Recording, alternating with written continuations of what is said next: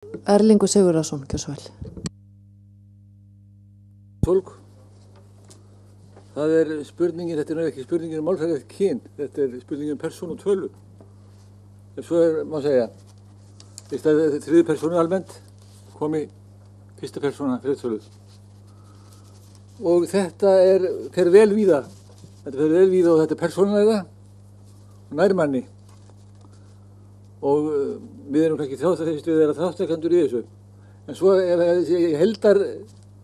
heldar sé lít stjórnarskránni í held, þá held ég að þetta geti orðið svona stílbrot svolítið. Því það hendi ekki allar greinir undir þetta.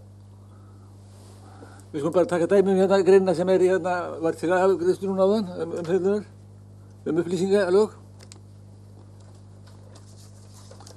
Öllum ljóst að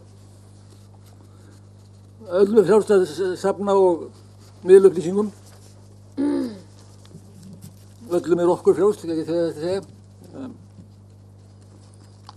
Stjórnsýsla skal vera gagnsæ, halda til haga fundargerðum sínum og gögnum auk þess að skrásetja og skjalfesta öll erindi sem henni berast, uppruna þeirra, ferli og afdrif.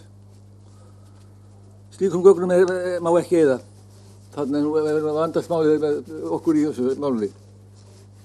Og svo síðast, afhendingu gagna og birtingu þeirra má aðeins setja skorður með lögum, svo sem vegna friðhelgi einkalífs, öryggis ríkisins eða lögbundin starfseftirlitsstofnana gögn sem lögbundin leynd hvílir yfir skulu liggja fyrir upplýsingar um ástæður leyndar og takmörkun leyndartíma.